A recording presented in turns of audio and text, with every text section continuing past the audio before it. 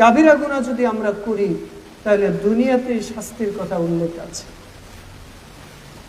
আর সাগিরা গুনাহ বা সগিরা গুনাহ ছোট গুনাহ, ছোট গুনার মধ্যে যে কেউ হয়তো রাস্তা দিয়ে কারোর দিকে তাকিয়েছে, অর্থাৎ একজন মেয়ের দিকে বাজে নজরে তাকিয়েছে, মোবাইলে বাজে কিছু তার সামনে চলে এসেছে, সে স্ক্রল না করে সে দেখতেই আছে, অথবা সে কথার মধ্যে কিছু কথা বলে ফেলেছে ফাহিশা, এই যে পাপগুলো করেছে এগুলো সাগিরা গুনাহ, ছোট গুনাহ।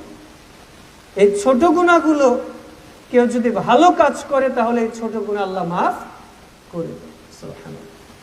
যেরকম রাসূলুল্লাহ সাল্লাল্লাহু আলাইহি ওয়াসাল্লাম বলছেন, কেউ যখন ওযু করে, ওযু করার সঙ্গে সঙ্গে ওযুর পানিগুলো যখন পড়ে তার সগীরা গুনাহগুলো ঝরে পড়ে বলে সুবহানাল্লাহ।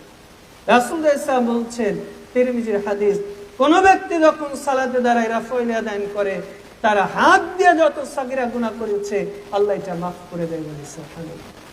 এইভাবে সে সালাত আদায়ের মাধ্যমে সে যে ছোট্ট ছোট্ট পাপ করেছে এই পাপগুলো আল্লাহ মাফ করে দেয় বলে সুবহানাল্লাহ।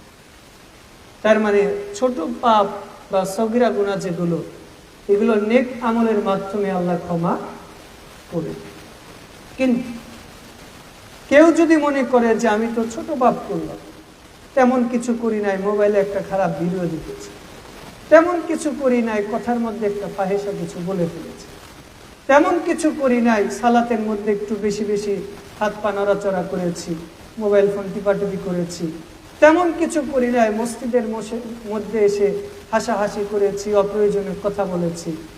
এই যে আপনি যখন সগীরা গুনাহ করবেন, ছোট পাপ করবেন, আর মনে মনে বলবেন যে আমি যে করছি এটা তো ছোট পাপ, এই যে আপনি যখন পাপটাকে ছোট মনে করছেন, এই ছোট পাপই এক সময় আপনার অন্তরের মধ্যে এমন দাগ কাটবে, মানে এমন অবস্থা সৃষ্টি করবে যে পাপকে আর আপনি পাপই মনে করবেন না। আপনি মনে করছেন যে আজকে মোবাইলে একটা ভিডিও দেখলাম, ভালো লাগলো, পরের দিন দেখবেন যে আজকে একটা ইসলামিক নাটক দেখি। অনেকে আসে না যে আগে তো বিভিন্ন নাটক সিনেমা দেখতাম, এখন তেমন কিছু দেখি না, একটু ইসলামী ফিল্ম দেখি।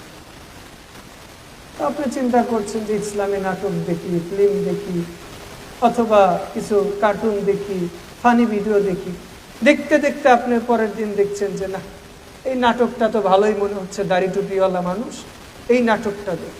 নাটক দেখতে দেখতে এক পর্যায়ে আপনি এমন জগতে চলে যাবেন যেটা আপনি জীবনে কল্পনাও করতে পারবেন।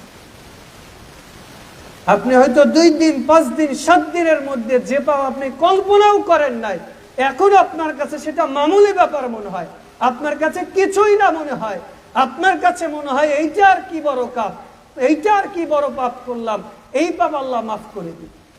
আপনি বারবার পাপ করেন আর অন্তরের মধ্যে অনুশোচনা বোধ আসে যে না, পাপ করেছি, ভুল করেছি, আমি ফিরে আসি। পাপ করতে করতে আপনার মধ্যে এমন একটা অবস্থা হয় যে আপনি বারবার ফিরে আসেন, বারবার পাপ করেন, মানে আপনার পাপটা এমন অবস্থা আপনার অন্তরের মধ্যে দাগ ফেলে দিয়েছে যে আপনি আর পাপ থেকে ফিরে আসতে পারেন। রাসূলুল্লাহ সাল্লাল্লাহু আলাইহি ওয়াসাল্লাম বলছেন, মানুষ যখন পাপ করে তখন তার শরীরের মধ্যে একটা স্পট দাগ পড়েছে। এই যে আমি যে জুব্বাটা পরেছি এটার কালার কেমন? সাদা।